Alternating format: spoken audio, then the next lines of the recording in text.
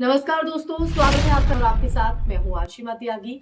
दोस्तों, क्या ये वही विश्व गुरु भारत है जहां एक छात्र नेता बिना दोष सिद्ध हुए 5 साल से ज्यादा जेल में बंद है और उसकी रिहाई के लिए अब आवाज दिल्ली नहीं बल्कि वॉशिंगटन से उठ रही है। सवाल सिर्फ उमर खालिद का नहीं है, सवाल उस न्याय व्यवस्था का है दोस्तों, जो खुद को दुनिया का सबसे बड़ा लोकतंत्र कहती है, लेकिन जिसकी चुप्पी पर अब अंतरराष्ट्रीय मंच पर सवाल खड़े हो रहे हैं।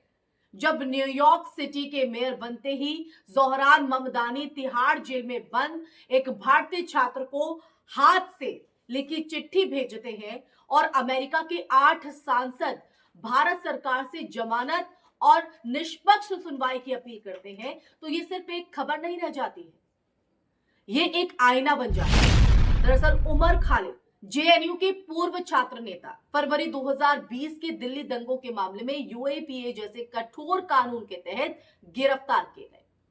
5 साल से ज्यादा समय हो चुका है, लेकिन अब तक ना तो मुकदमा पूरा हुआ है, ना ही आरोप साबित हुए हैं। भारतीय संविधान का अनुच्छेद 21 व्यक्तिगत स्वतंत्रता की गारंटी देता है, लेकिन जमीनी हकीकत पर अगर हम आए तो जमीनी हकीकत यह है दोस्तों कि जेल की सजा बन चुकी है। इसी बीच दिसंबर की शुरुआत में उमर खालिद के माता पिता ने अमेरिका में कई नेताओं से मुलाकात की और अब उसके नतीजे सामने आ रहे हैं, जिसके बाद अमेरिका से आवाज उठती है दोस्तों।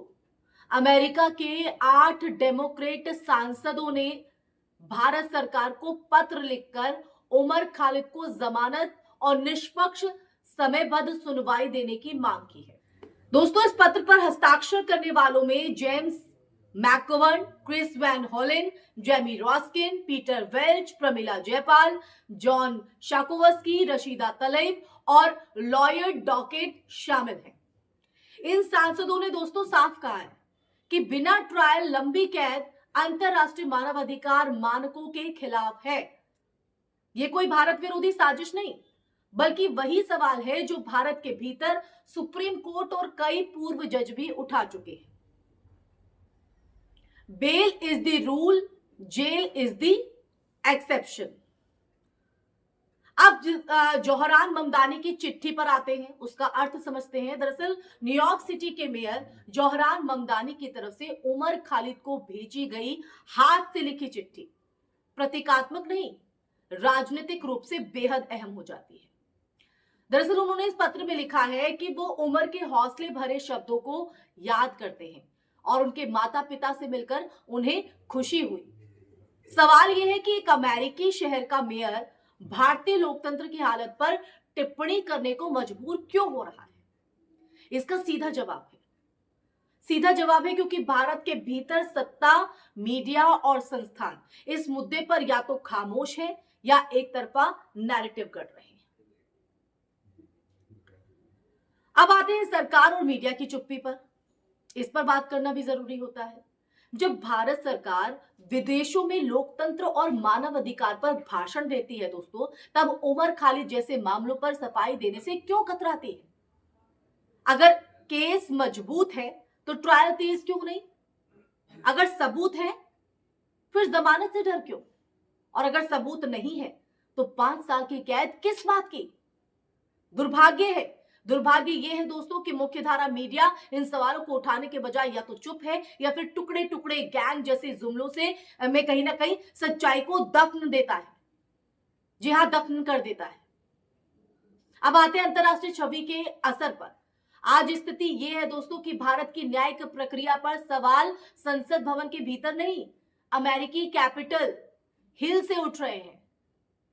ये वही देश है जो दूसरे देशों को मानव अधिकार का पाठ पढ़ाता है, लेकिन जब अपने यहां असहमति रखने वालों के लिए कानून हथियार बन जाए तो विश्व गुरु का दावा जो है वो खोखला सा लगने लगता है। और यह भारत की संप्रभुता पर हमला नहीं, बल्कि भारत के संविधान की याद दिलाने की कोशिश है दोस्तों। तो आखिर में सवाल सीधा है दोस्तों, क्या यही डंका बज रहा है हमारा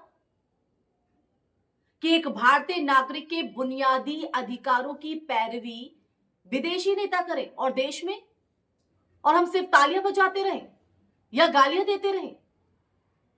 उमर खालिद की रिहाई की मांग किसी एक व्यक्ति का पक्ष लेना नहीं है दोस्तों, ये उस सिद्धांत की रक्षा है कि बिना ट्रायल किसी को सालों जेल में नहीं रखा जा सकता। और आज अगर हम चुप है ना, तो कल ये चुप्पी किसी और के दरवाजे पर दस्तक देगी, जो कि मैं हमेशा आप लोगों से कहती हूं। लोकतंत्र सिर्फ चुनाव जीतने का नाम नहीं है, इसे समझना है, बल्कि असहमति को सहने की ताकत का नाम है। लोकतंत्र, वही लोकतंत्र जो हमारी देश की पहचान है, उसकी खूबसूरती को बढ़ाता है। समझ रहे हैं आप?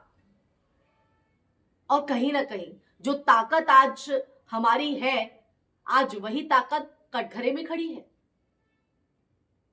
इसी के साथ इस चर्चा में मैं यही विराम लगाना चाहूंगी दोस्तों। इस चर्चा के माध्यम से पूरा सच आपके सामने रखा, क्यों विदेशों से यह आवाज उठ रही है, क्यों अपने देश में हम तालियां या मूक दर्शक बने हुए। चर्चा आपको कैसी लगी, ये सच जानकर आपके मन में क्या सवाल है, आप उसको किस नजरिए से देखते हैं? अपने विचार जरूर साझा कीजिएगा कमेंट सेक्शन में कमेंट करके। इस वीडियो को ज्यादा से ज्यादा शेयर कीजिएगा, ताकि ये सच हर देश के हर नागरिक तक पहुंच सके और वो सच को जान सके। इसी के साथ आप लोगों से इजाजत चाहूंगी, फिर हाजिर होंगे ऐसे ही मुद्दे के साथ। तब तक के लिए अपना ख्याल रखिए। जय हिंद, जय भारत, नमस्कार।